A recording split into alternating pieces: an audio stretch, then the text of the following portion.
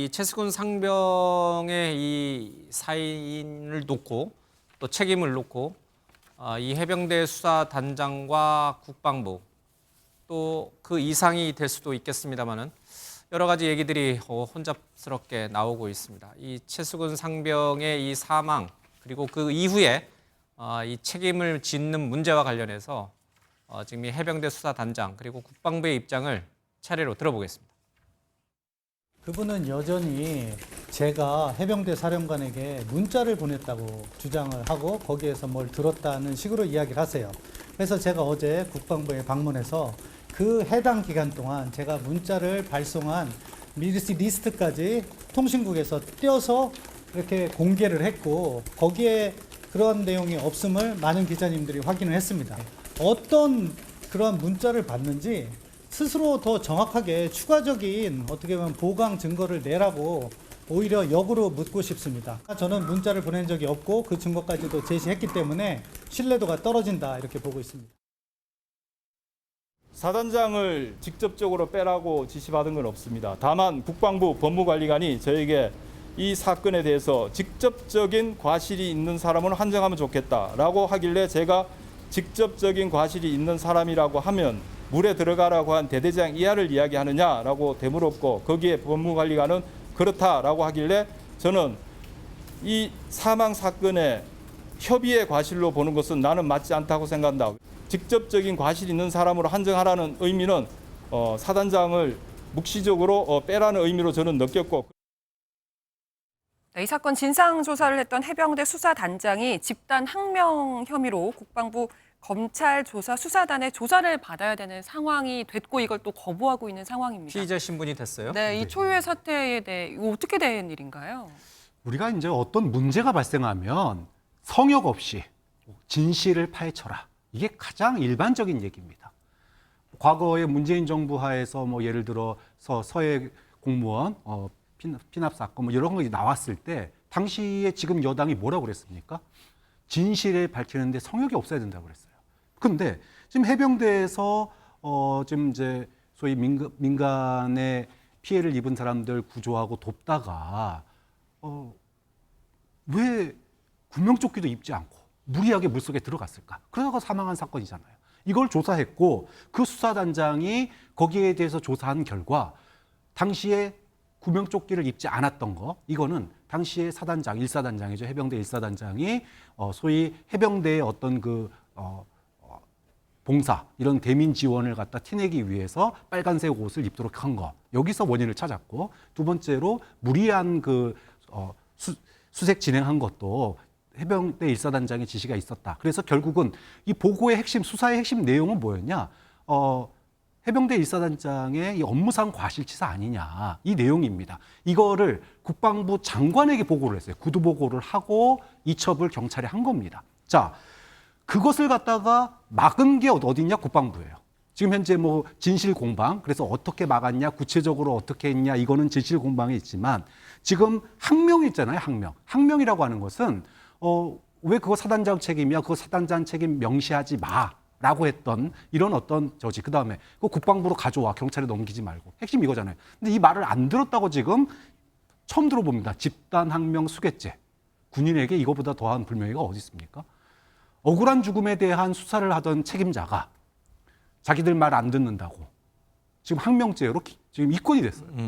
이거를 국민들이 어떻게 봐야 됩니까? 굉장히 황당하고 여기 뭔가 이 사건을 갖다가 은폐, 축소하려고 하는 거 아니냐라고 하는 유가족이 그렇게 얘기 나올 수밖에 없는 지금 상황이 돼버린 거예요. 근데 지금 이 수사단장 박정훈 대령은 이제 방금 박정환 교수께서 얘기하신 대로 사단장은 그 혐의에서 빼. 그러니까 사단장은 제외해.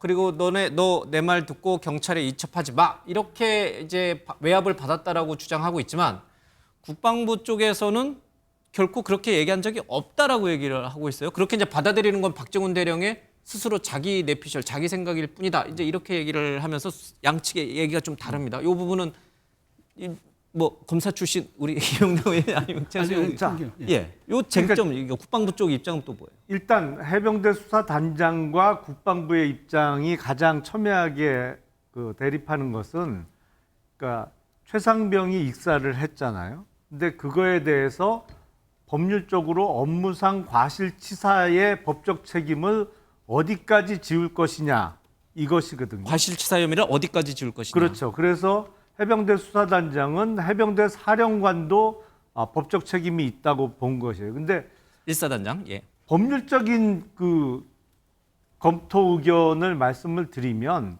사실은 최근에 우리 사회에서 법적 책임과 지휘관리 책임 내지는 정치적 책임을 완전히 혼동하고 있는 경우가 꽤 많아요. 예를 들어서 이태원 참사와 관련해서 이상민 행안부 장관에 대해서 법적 책임이 있다고, 그것도 중대한 법적 의무의 위반이 있다고 해서 탄핵 소추를 했다가 헌법재판소에서 전원일치로 기각당한 사례와 같이 이게 법적 책임과 지휘관리 책임 내지는 정치적 책임을 명확히 구분해야 되는데 이걸 막 헷갈려 갖고 최고로 높은 사람한테, 지위가 높은 사람한테 법적 책임을 지우는 게 맞다라고 이제 생각하는 경우가 간혹 있는데, 제가 봐도 이거에 대해서 업무상 과실치사죄의 법적 책임을 해병대 사령관에게 지우는 것은 무리가 있다라고 생각이 듭니다. 그래서 사단장에게까지 주는 거 아니다. 그 예. 부분에 있어서 국방부의 이야기는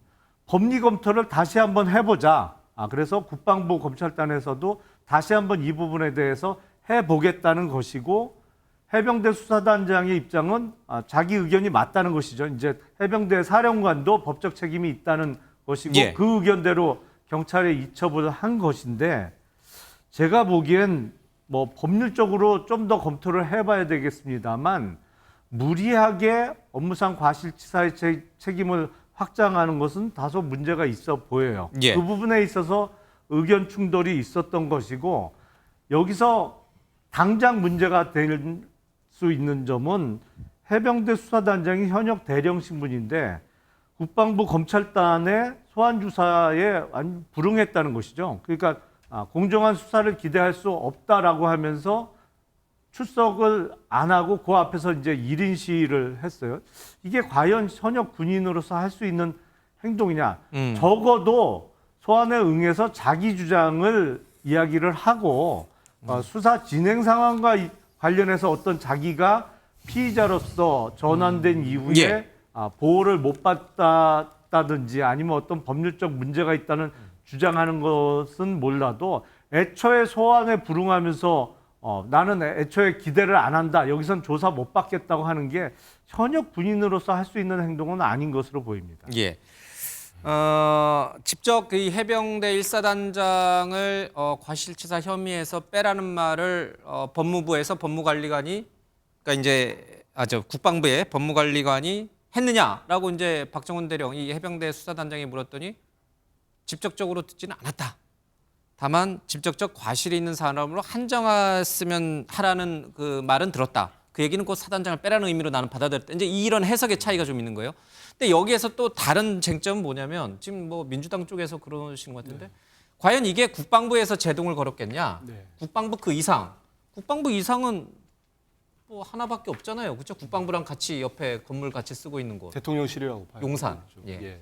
그럼 용산에서 지금 이 박정훈 수사단장의 경찰 이첩 내용에 대해서 불만을 갖고 스톱을 시켜서 국방부가 대신 그 역할을 하고 있냐, 이런 주장을 지금 민주당 쪽은 좀 하고 있는 거잖아요. 그 근거가 있어요. 우리 근데? 민주당이 주장한다기보다도요. 한번 보십시오. 박정훈 대령이 예. 이제 출두하면서 조사를 받은가요? 나가면서 기자들에게서 한 얘기가 있습니다. 그 안보실이라고 하죠. 그게 국가안보실입니다. 국가안보 예. 그 용산에 있는 국가안보실에 있는 그 파견간 군 장성도 있고 뭐 영관급 장교도 있지 않습니까? 대령이 본인에게 자꾸 전화가 와서 그 수사 기록을 보내달라는 겁니다. 그러면서 박 대령 말로는 안보실장이 보고 싶어 한다. 그래서 본인이 거부를 해요. 수사 기록은 줄 수가 없습니다. 몇 차례 거부를 합니다. 그러니까 계속 물어보면서 그러면은 언론 브리핑 자료를 달라. 그게 다음날 예고됐던 겁니다. 그래서 언론 브리핑 자료를 국가안보실에 줬습니다. 그러고 이제 바로 회수 조치가 되고 집단 항명의 수괴라고 하면서 해임까지 가는 조사를 받게 되는 이런 상황까지 온 예. 겁니다. 그러면 여기에 대해서는 분명히 입장을 밝혀야 되죠. 그리고 박 대령이 수사단장이 한 얘기가 있습니다. 자기는 대통령이 이번 세상병의 억울한 죽음에 대해서 지휘고를 막론하고 제대로 밝히라고 말씀을 하셨잖아요, 대외적으로. 대통령의 명령이다. 그렇죠. 군인이 수사단장이 대통령의 최고 통수권자의 명령을 따라가지고 수사를 했습니다. 했는데 국가안보실에서 갑자기 자료를 보내라고 했고 그 자료를 토대로 지금 이런 일들이 일련의 일들이 경찰로 보낸 수사 기록을 급작스럽게 회수를 하고 이분을 해임을 시키고 입건을 했어요. 저는 아주 대단한 지금 국기문란 사건이 벌어졌다고 생각합니다. 이거는 명확히 밝혀져야 되고 대통령이 철저히 진상 조사를 해서 철저히 밝히라고 하는 대통령의 명령을 국방부 장관이나 아니면 국가안보실에 있는 그 누군가가 대통령의 명을 오히려 어기는 국기문란이 발생했다. 저는 그러면서 이제 희생양을 수사단장을 삼았는데 예. 대통령 지시가 왜곡됐거나 아니면은 분명히 누군가를 지키기 위해서 예. 예전의 인연을 고리로 뭐가 작동되지 않은 생각이 들고요. 짧게만 저는 또 한 말씀만 더 드리고 싶으면 현 정부가 정말 우리 국민들의 최상병처럼 아니면 이태원 참사 희생자처럼 우리 국민의 억울한 죽음에 대해서 대하는 현 정부의 예. 근본적 태도도 한번 짚어봐야 됩니다. 혹시 왜 이런 자꾸 아무도 책임지지 않습니까? 이런 의혹 제기, 그러니까 이제 국가안보실이라든지 뭐 아니면 용산이라든지 이런 쪽에서 관여했을 가능성에 대한 이런 의혹 제기는 어떻게 보세요? 두 가지 좀 측면에서는 좀 말씀드리고 싶은 게 먼저 안보실에서 그 보고서 달라고 요청했는데 보고서가 안 가고 브리핑 자료가 가잖아요. 통상 있을 수 있는 일입니다. 그러니까 브리핑 자료는 언론에 나가는 자료이기 때문에 그게 이제 주요 참고용으로 이제 사전에 배포되는 수도 있습니다. 그래서 이걸 가지고 마치 이제 뭐 박정훈 전 단장은 이것도 주지 말았어야 한다고 얘기하지만 저는 이걸 가지고 문제의 시비 삼는 건 본질이 조금 벗어났다고 보고 두 번째 지금 저는 군 내부가 완전히 오버하고 있는 거예요. 사실 지금 해병대 수사단이 조사해서 수사 결과를 이첩했잖아요.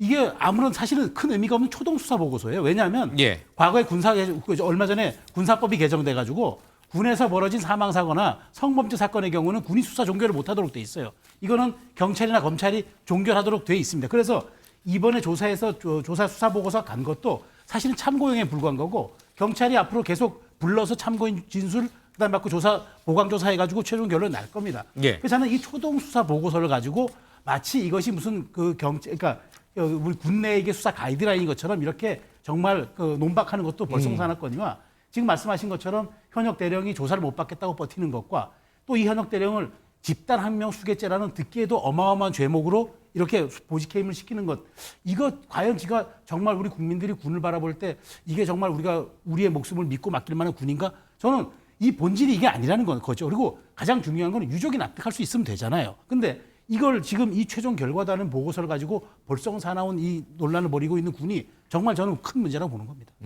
네, 철저한 진상 조사 정말 이루어져야 되지 않을까 국민의 한 사람으로서 그렇게 생각합니다.